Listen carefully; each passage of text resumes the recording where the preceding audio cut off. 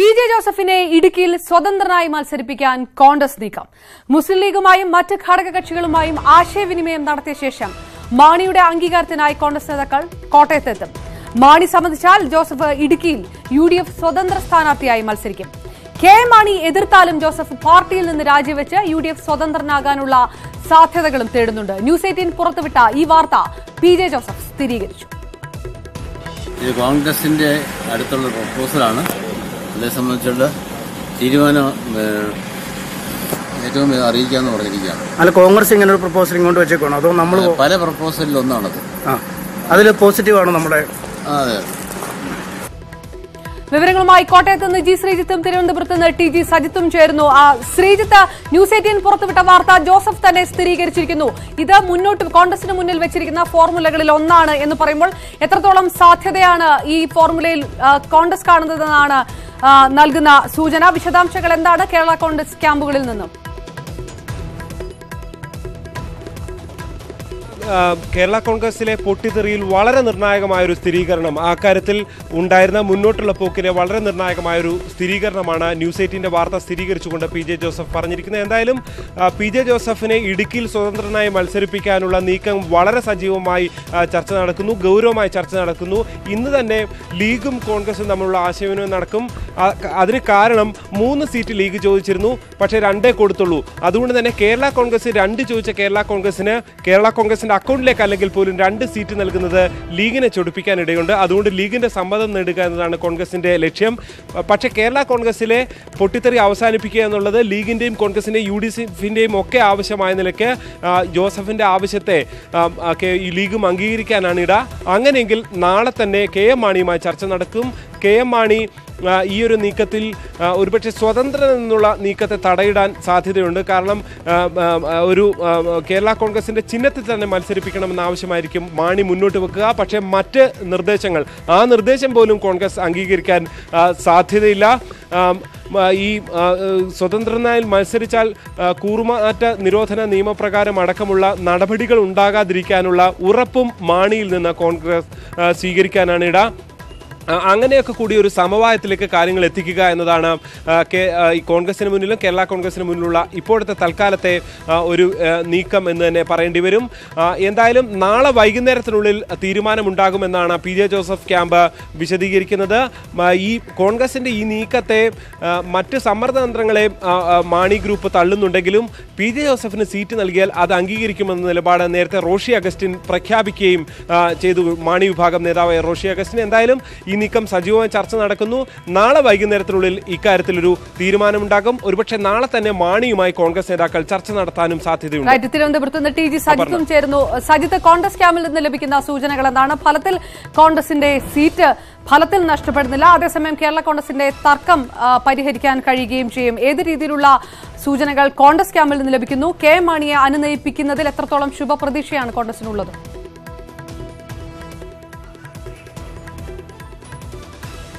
അപർണ, ശ്രീജിത്ത് സൂചിപ്പിച്ച പോലെ ഇപ്പോഴുണ്ടായിരിക്കുന്ന ഈ പ്രതിസന്ധി പരിഹരിക്കുന്നതിന് വേണ്ടി മാത്രമുള്ള ഒരു പുതിയ സാധ്യത, അതിലേക്കാണ് കോൺഗ്രസ് ക്യാമ്പ് ഇപ്പോൾ ചർച്ചകൾക്ക് നേതൃത്വം കൊടുക്കുന്നത്.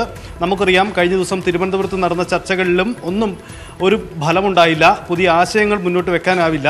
പക്ഷേ ഇപ്പോൾ വന്നേക്കുന്നത് UDF സ്വതന്ത്രനായി PJ ജോസഫിനെ ഇടുക്കിയിൽ ഇറക്കുക എന്ന തന്ത്രമാണ്. ഈ തന്ത്രത്തിലേക്കാണ് കാര്യങ്ങൾ നീങ്ങുന്നത്.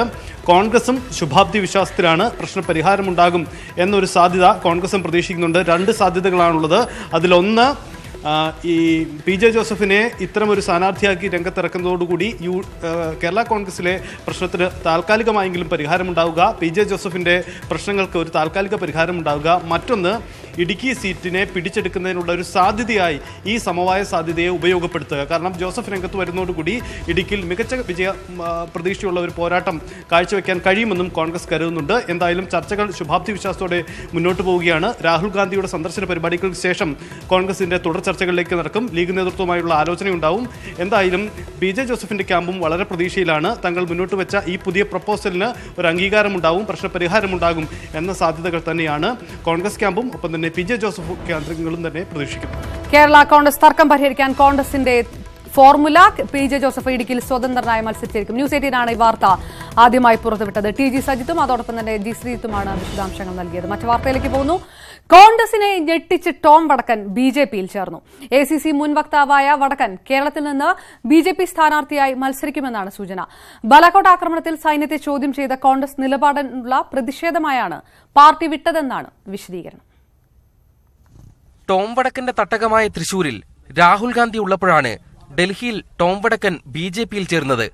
ആദ്യം രവിശങ്കർ പ്രസാദിൽ നിന്ന് അംഗത്വ സ്വീകരണം, പിന്നീട് അമിത്ഷായെ കണ്ട് പുഷ്പഹാര കൈമാറ്റം. ബിജെപിയിൽ പോകാനുള്ള കാരണം പുൽവാമ ഭീകരാക്രമണത്തിലെ കോൺഗ്രസ് നിലപാടെന്ന് വിശദീകരണം. ചോദ്യങ്ങൾ വരുന്നത് നിങ്ങൾ പോയോ, നിങ്ങൾ വെടിവെച്ച് കൊന്നുവോ, ശവങ്ങൾ എണ്ണിയോ, ഇതൊക്കെയാണോ ചോദ്യങ്ങൾ? ഈ ചോദ്യങ്ങൾക്കാണ് ഞാൻ ഉത്തരം പറഞ്ഞത്. എനിക്കത് അക്സെപ്റ്റബിൾ അല്ല. ഞാൻ സ്പോക്സ്മാനായിട്ട് പല കാര്യങ്ങളും പറയും, അത് പാർട്ടിയുടെ ലൈനാണ്. ഇപ്പൊ ഞാൻ പറയുന്നത് എന്റെ പേഴ്സണൽ വ്യൂ ആണ്. ഇത്രനാൾ മോഡിയെയും ബിജെപിയും കടന്നാക്രമിച്ച് നടത്തിയ വിമർശനങ്ങൾക്കെല്ലാം ഒറ്റവാക്യത്തിൽ ന്യായീകരണം. ഒരു സ്പോക്സ്മാൻ ഏത് പാർട്ടിയിലായാലും അവരുടെ പാർട്ടി ലൈൻ വിട്ട് സംസാരിക്കാറില്ല, അതാണ് സത്യം. RSS നേതാവും രാജ്യസഭാ എംപിയുമായ രാകേഷ് സിൻഹയുടെ നേതൃത്വത്തിൽ നടന്ന ചർച്ചകൾക്കൊടുവിലാണ് വടക്കൻ ബിജെപിയിലെത്തുന്നത്. ഒരാൾ ബിജെപിയിൽ ചേർന്നാൽ അയാളുടെ കുറ്റകൃത്യങ്ങളെല്ലാം മാഞ്ഞുപോകുമെന്ന് ട്വീറ്റ് ചെയ്ത് ദിവസങ്ങൾക്കകമാണ് വടക്കൻ ആ പാർട്ടിയിൽ തന്നെ ചേർന്നത്. സ്ഥാനം മോഹിച്ചാണ് ചാട്ടമെന്ന് കോൺഗ്രസിന്റെ പ്രതികരണം. തൃശൂരിലോ ചാലക്കുടിയിലോ കോൺഗ്രസ് സ്ഥാനാർത്ഥിയാകാൻ ആഗ്രഹിച്ച വടക്കന് ബിജെപി ഏതെങ്കിലും ഒരു സീറ്റ് നൽകുമെന്ന് തന്നെയാണ് സൂചന. വടക്കന്റെ കൂടുമാറ്റത്തെക്കാൾ ദേശീയതലത്തിൽ ചർച്ചയാവുക വടക്കൻ അതിനു പറഞ്ഞ കാരണം തന്നെയാണ്. ദേശീയതാ പ്രചാരണത്തിൽ കോൺഗ്രസിനെ കടന്നാക്രമിക്കാൻ ബിജെപിക്ക് ഇതും ആയുധമാകും. കേരളത്തിലെ നേതാക്കൾ വടക്കനെ എങ്ങനെ സ്വീകരിക്കുമെന്ന് വരും ദിവസങ്ങളിൽ കണ്ടറിയാം. ഡൽഹിയിൽ നിന്ന് cameraman KP ധനേഷിനൊപ്പം M Unnikrishnan, news 18. കോൺഗ്രസിന്റെ ദേശീയ വക്താവായിരുന്ന ടോം വടക്കൻ ബിജെപിയിലേക്ക് ചേക്കേറിയത് ദിവസങ്ങളുടെ മാത്രം ഇടവേളയിൽ. പൊടുന്നനെയുള്ള മാറ്റത്തിന് പിന്നാലെ വടക്കൻ മുൻപ് പറഞ്ഞതെല്ലാം കണ്ടെടുത്ത് ആഘോഷിക്കുകയാണ് വിമർശകരും രാഷ്ട്രീയ നിരീക്ഷകരും. പാർട്ടി പറഞ്ഞാൽ ഞാൻ നാഗാലാൻഡിലേക്കും പോകാൻ തയ്യാറാണ്. I am a party warrior. ഞാൻ യുദ്ധം ചെയ്യും. ഇത് കോൺഗ്രസുകാരനായിരുന്ന ടോം വടക്കൻ കോൺഗ്രസ് പാർട്ടിയെ ഉദ്ദേശിച്ച് പറഞ്ഞത്.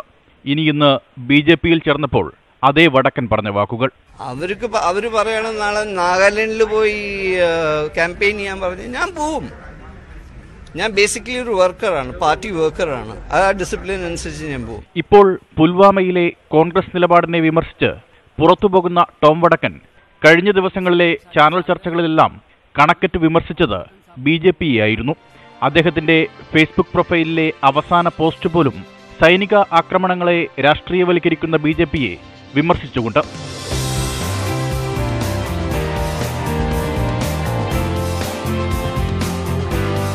കോൺഗ്രസ് സ്ഥാനാർത്ഥിയായി തൃശൂരിൽ മത്സരിക്കാനുള്ള താൽപര്യം പറഞ്ഞാണ് അടുത്ത ദിവസങ്ങളിൽ ടോം വടക്കൻ നാട്ടിലെത്തിയത്. തൃശൂർ ഒരു കൾച്ചറൽ സെന്ററാണ്. ആ കൾച്ചറൽ ഈത്തോസിനെ റെപ്രസെന്റ് ചെയ്യുന്ന ഒരു സെക്യുലർ, ഞാൻ വിചാരിക്കുന്നു എനിക്കൊരു സെക്യുലർ ഇമേജ് ഉണ്ട്. പക്ഷേ ഞാൻ എൻ്റെ ഫൈനൽ തീരുമാനം എൻ്റെ ഹൈക്കമാൻഡിനും എൻ്റെ പാർട്ടിക്കാണ്. I leave to them. Election desk, news 18. Tom Vadakkan ബിജെപിയിലേക്ക് പോയതിൽ അത്ഭുതമില്ലെന്ന് മുഖ്യമന്ത്രി പിണറായി വിജയൻ. കോൺഗ്രസ് ബിജെപിയുടെ റിക്രൂട്ടിംഗ് ഏജൻസിയായി മാറിക്കൊണ്ടിരിക്കുകയാണ്. ജനപ്രതിനിധികൾ പോലും കോൺഗ്രസിൽ നിന്ന് ബിജെപിയിലേക്ക് മാറുന്നുണ്ട്. ഇനിയും കോൺഗ്രസുകാർ വിട്ടുപോകും. ജനങ്ങൾ ഇതെല്ലാം മനസ്സിലാക്കി പ്രതികരിക്കണമെന്ന് മുഖ്യമന്ത്രി കൊച്ചിയിൽ പറഞ്ഞു. പ്രത്യേകം ആശ്ചര്യപ്പെടേണ്ട കാര്യമില്ല.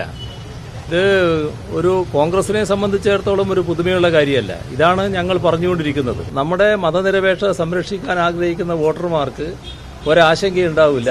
നല്ല കരുത്തോടെ ഇടതുപക്ഷ ജനാധിപത്യ സ്ഥാനാർത്ഥികൾ കേരളത്തിലെ 20 മണ്ഡലങ്ങളിലും മത്സരിക്കുന്നുണ്ട്. ഈ സാഹചര്യം അവർ കൃത്യമായി മനസ്സിലാക്കി പ്രതികരിക്കുമെന്ന് തന്നെയാണ് കാണേണ്ടത്. രാജ്യം കഴിഞ്ഞ 5 വർഷം കേട്ടത് ഒരേയൊരു ശബ്ദം മാത്രമാണെന്ന് രാഹുൽ ഗാന്ധിയുടെ പരിഹാസം. മറ്റാരുടെയും ശബ്ദം കേൾക്കാൻ മോദി അനുവദിച്ചില്ലെന്ന് കോഴിക്കോട് ജനമഹാറാലിയിൽ രാഹുൽ പറഞ്ഞു. രാജ്യം എന്താണെന്ന് ബിജെപി മാത്രം തീരുമാനിക്കുന്ന സാഹചര്യമാണെന്നും രാഹുൽ പറഞ്ഞു. റാലിയിൽ രാഹുൽ ഗാന്ധി ഇപ്പോൾ സംസാരിക്കുകയാണ്. തത്സമയ സംപ്രേഷണത്തിലേക്ക്. അഹിംസ ഉയർത്തിപ്പിടിക്കുന്ന തൊഴിൽദായകരായ സേനാ വ്യൂഹം. But our banking system has been handed over by Narendra Modi to his 15-20 crony capitalist friends. പക്ഷേ 10-15 അല്ലെങ്കിൽ 20 മുതലാളിമാർക്ക് വേണ്ടി രാജ്യത്തിന്റെ സമ്പദ്ഘടന അടിയറവെക്കുകയാണ് നരേന്ദ്രമോദി ചെയ്തത്. People like Neerav Bhai, Mehul Chokshi, Vijay Mallya and Anil Ambani, Neil Chokshi, Neerav Modi, തുടങ്ങിയ ധനാഢ്യർക്ക് വേണ്ടി രാജ്യത്തിന്റെ സമ്പദ്ഘടന അദ്ദേഹം അടിയറ വെച്ചു. We are going to take the banking system back out of the hands of these crooks. ഈ നാട്ടിലെ bank സമ്പ്രദായം, banking വ്യവസ്ഥ അവർക്ക് വേണ്ടി അടിയറ വെച്ചു പ്രധാനമന്ത്രിയെങ്കിൽ ആ ബാങ്കിംഗ് വ്യവസ്ഥ ഈ ധനാഢ്യരുടെ ആധിപത്യത്തിൽ നിന്ന് മോചിപ്പിക്കാനും അതിനെ വീണ്ടെടുക്കാനും നാം ഉദ്ദേശിക്കുകയാണ്. And we are going to open the doors of our banks to the entrepreneurs, the millions of entrepreneurs of this country. നാം ഈ നാട്ടിലെ ബാങ്കുകളുടെ കവാടങ്ങൾ സംരംഭകരായി മുന്നോട്ട് വരാൻ ആഗ്രഹിക്കുന്ന മുഴുവൻ പൗരന്മാർക്കും വേണ്ടി തുറന്നു കൊടുക്കാൻ ആഗ്രഹിക്കുന്നു. We are going to help our farmers by building food processing plants right near their farms. നാം കൃഷിപ്പാടത്തിനടുത്ത് തന്നെ ഭക്ഷ്യോൽപാദക സംവിധാനം ഒരുക്കാനുള്ള സൗകര്യം ചെയ്തുകൊണ്ട് കർഷകരെ സഹായിക്കാൻ ആഗ്രഹിക്കുന്നു. And we are going to build infrastructure so that our fruits and vegetables and what our farmers grow can reach the plates of all our cities. നമ്മുടെ നാട്ടിലെ കർഷകർ ഉൽപ്പാദിപ്പിക്കുന്ന പഴങ്ങൾ, അവർ ഉൽപ്പാദിപ്പിക്കുന്ന പച്ചക്കറികൾ അത് നാട്ടിലെല്ലാവർക്കും ആവശ്യമുള്ളിടത്തൊക്കെ എത്തിക്കാൻ ആവശ്യമായ ഭൗതിക സൗകര്യ വികസനവും നാം ആഗ്രഹിക്കുന്നു. Mr. Narendra Modi imposed a flawed GST on this country. ഈ നാട്ടിൽ വ്യാജമായ ഒരു GST നരേന്ദ്രമോദി അടിച്ചേൽപ്പിക്കുകയുണ്ടായി.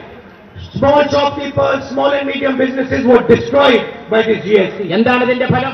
മോദി സർക്കാരിന്റെ നയങ്ങളെ നിശിതമായി വിമർശിച്ചുകൊണ്ട് രാഹുൽ ഗാന്ധി കോഴിക്കോട് ജനമഹാറാലിയിൽ സംസാരിക്കുന്നു. തത്സമയ സംപ്രേഷണമാണ് കണ്ടത്. UPA അധികാരത്തിലെത്തിയാൽ പെരിയ ഇരട്ടക്കൊലപാതകവും ഷുഹൈബ് വധവും CBI അന്വേഷിക്കുമെന്ന് രാഹുൽ ഗാന്ധി. പെരിയയിൽ കൊല്ലപ്പെട്ട കൃപേഷിന്റെയും ശരത് ലാലിന്റെയും വീടുകൾ കോൺഗ്രസ് അധ്യക്ഷൻ സന്ദർശിച്ചു. കണ്ണൂർ വിമാനത്താവളത്തിൽ വെച്ച് രാഹുൽ ഷുഹൈബിന്റെ കുടുംബത്തെ കണ്ടു.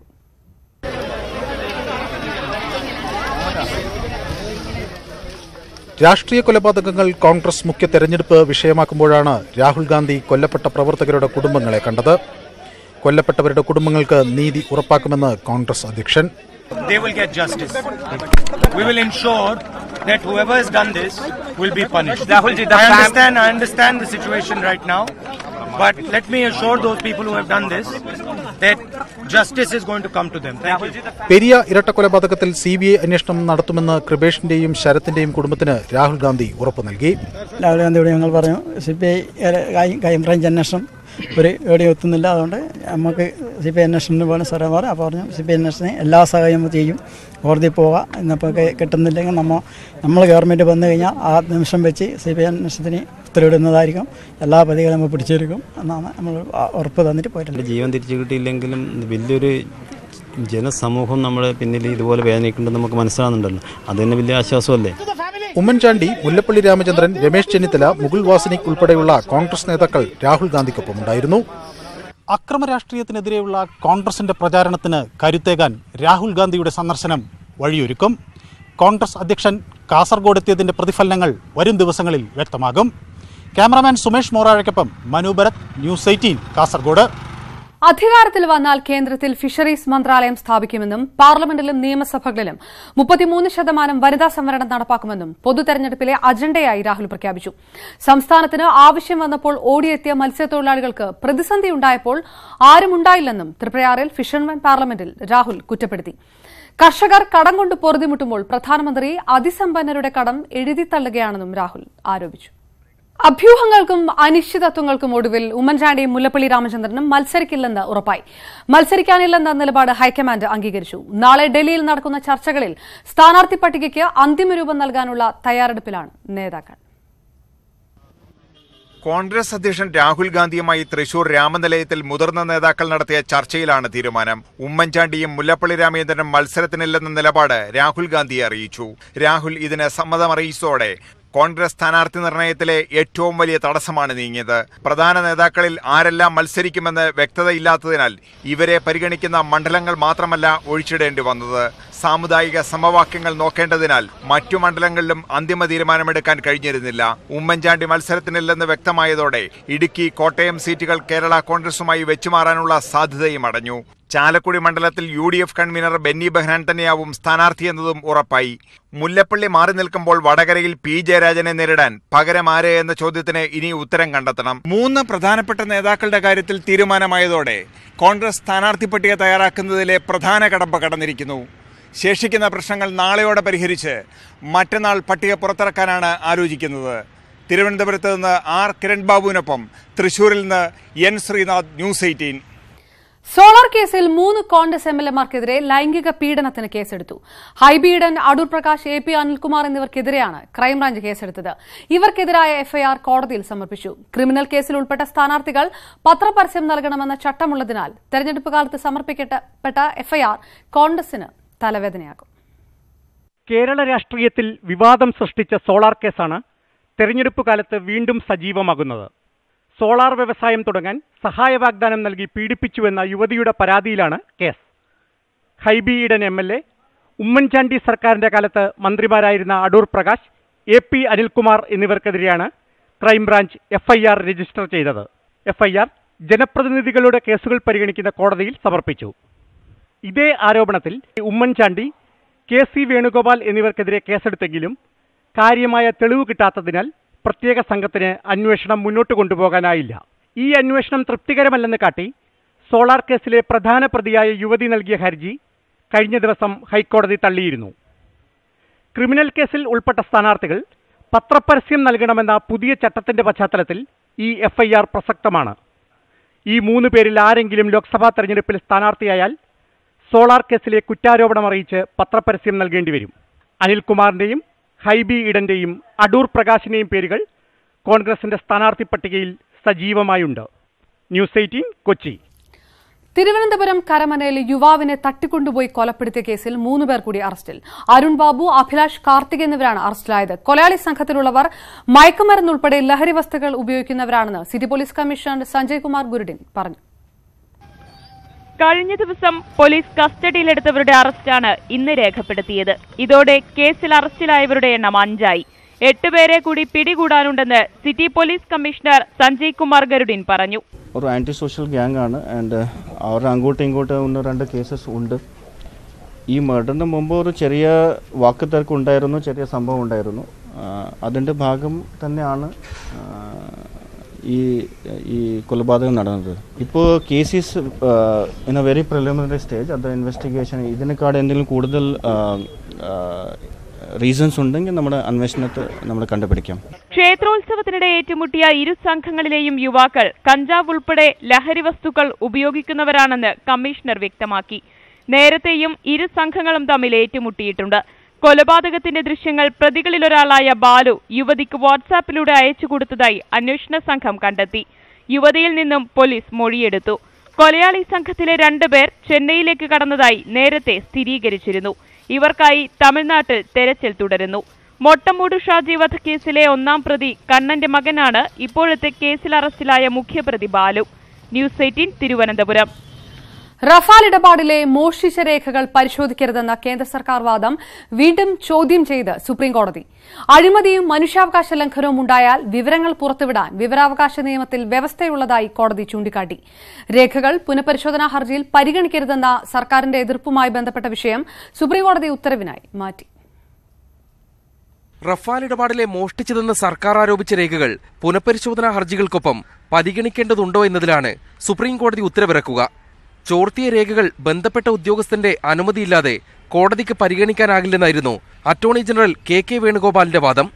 സർക്കാരിന് രേഖകളിന്മേൽ പ്രത്യേക അധികാരമുണ്ട്.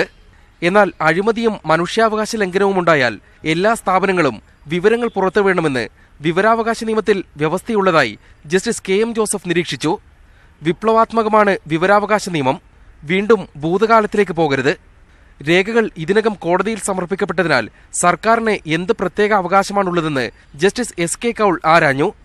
അതേസമയം വേണ്ടപ്പെട്ട മാധ്യമങ്ങൾക്ക് ഇതേ രേഖകൾ സർക്കാർ തന്നെ ചോർത്തി നൽകിയതായി ഹർജി നൽകിയ പ്രശാന്ത് ഭൂഷൺ ആരോപിച്ചു. പുതിയ രേഖകൾ സഹിതം പുനഃപരിശോധനാ ഹർജിയിൽ വാദം കേൾക്കാൻ സുപ്രീംകോടതി തീരുമാനിച്ചാൽ അത് സർക്കാരിന് തിരിച്ചടിയാകും. ന്യൂസ് 18 ഡൽഹി. ജെയ്ഷെ മുഹമ്മദ് തലവൻ മസൂദ് അസറിനെ ആഗോള ഭീകരനായി പ്രഖ്യാപിക്കാനുള്ള പ്രമേയം UN രക്ഷാസമിതിയിൽ ചൈനയുടെ എതിർപ്പ് മൂലം പരാജയപ്പെട്ടതോടെ നിലപാട് കടുപ്പിച്ച് ഇന്ത്യ. ചർച്ചയും തീവ്രവാദവും ഒരുമിച്ച് കൊണ്ടുപോകാനാകില്ലെന്നും ഇമ്രാൻഖാൻ തീവ്രവാദത്തിനെതിരാണെങ്കിൽ അസറിനെ വിട്ടുതരട്ടെയെന്നും വിദേശകാര്യമന്ത്രി സുഷമ സ്വരാജ് പറഞ്ഞു. വിഷയം പഠിക്കാൻ കൂടുതൽ സമയം വേണമെന്നായിരുന്നു ചൈനയുടെ ഇന്നത്തെ പ്രതികരണം. മോദിക്ക് ചൈനയെ പേടിയാണെന്ന് രാഹുൽ ഗാന്ധി വിമർശിച്ചു. മസൂദ് അസറിനെ കരിമ്പട്ടികയിൽ ഉൾപ്പെടുത്താനുള്ള ഇന്ത്യൻ നീക്കം തടഞ്ഞതിന് പിന്നാലെയാണ് വിഷയം പഠിക്കാൻ കൂടുതൽ സമയം വേണമെന്ന് ചൈന ആവശ്യപ്പെട്ടത്. UN ചട്ടങ്ങൾക്ക് അനുസൃതമായ നിലപാടാണ് എടുത്തതെന്നും ഇന്ത്യയുമായുള്ളത് ആത്മാർത്ഥമായ ബന്ധമാണെന്നും ചൈന പ്രതികരിച്ചു. തീവ്രവാദത്തെക്കുറിച്ച് ഇനിയും ചർച്ചകൾ ആവശ്യമില്ലെന്നും നടപടിയാണ് ആവശ്യമെന്നും ഇന്ത്യ പ്രതികരിച്ചു. പാക് പ്രധാനമന്ത്രി ഉദാരവാനും രാജ്യതന്ത്രജ്ഞനുമാണെങ്കിൽ മസൂദ് അസറിനെ ഇന്ത്യക്ക് കൈമാറട്ടെയെന്ന് വിദേശകാര്യമന്ത്രി സുഷമ സ്വരാജ് പറഞ്ഞു. इमरान खान बहुत बड़े स्टेट्समैन हैं. इमरान खान बहुत उदारता दिखा रहे हैं. वो तो पीस चाहते हैं. मैं कहना चाहती हूँ अगर इमरान खान इतने उदार हैं तो दे देना मसूद अजहर को हमें. പ്രധാനമന്ത്രിക്ക് ചൈനയെ പേടിയാണെന്നും ഇന്ത്യക്കെതിരെ മോദി ഒരു വാക്കുപോലും പറയുന്നില്ലെന്നും കോൺഗ്രസ് അധ്യക്ഷൻ രാഹുൽ ഗാന്ധി ട്വീറ്റ് ചെയ്തു. ചൈനയെപ്പറ്റി കോൺഗ്രസ് പഠിപ്പിക്കേണ്ടെന്ന് BJP പ്രതികരിച്ചു. Why is Rahul Gandhi in a celebratory mood when the country stands pained by this kind of attitude of China? That is the larger question. Jaish Muhammad തലവൻ മസൂദ് അസറിനെ ആഗോള ഭീകരനായി പ്രഖ്യാപിക്കാനുള്ള പ്രമേയം തടഞ്ഞ ചൈനയുടെ നിലപാട് മേഖലയിലെ സമാധാന ശ്രമങ്ങൾക്ക് തിരിച്ചടിയാണെന്ന് അമേരിക്ക വ്യക്തമാക്കി. അതേസമയം മസൂദ് അസറിന് ഗുരുതര രോഗമാണെന്ന പാകിസ്ഥാൻ വാദം പൊള്ളയെന്ന് വ്യക്തമാക്കുന്ന ശബ്ദരേഖകൾ പുറത്തുവന്നു. തനിക്ക് ആരോഗ്യ പ്രശ്നങ്ങളില്ലെന്നും പാകിസ്ഥാനിൽ സുരക്ഷിതനാണെന്നും അസർ തന്നെ പറയുന്ന ഓഡിയോയാണ് പുറത്തായത്. ന്യൂസ് 18 ഡൽഹി. കർത്താപൂർ ഇടനാഴി സംബന്ധിച്ച് ഇന്ത്യയും പാകിസ്ഥാനും തുടർ ചർച്ചകൾ നടത്തി. ഇന്ത്യയുടെയും പാകിസ്ഥാന്റെയും പ്രതിനിധി സംഘം അമൃത്സറിലെ അട്ടാരിയിലാണ് കൂടിക്കാഴ്ച നടത്തിയത്. സാങ്കേതിക വിദഗ്ധർ ഉൾപ്പെടുന്ന ഉന്നതതല ഉദ്യോഗസ്ഥർ അലൈൻമെന്റ് സംബന്ധിച്ച കാര്യങ്ങളും ചർച്ച ചെയ്തു.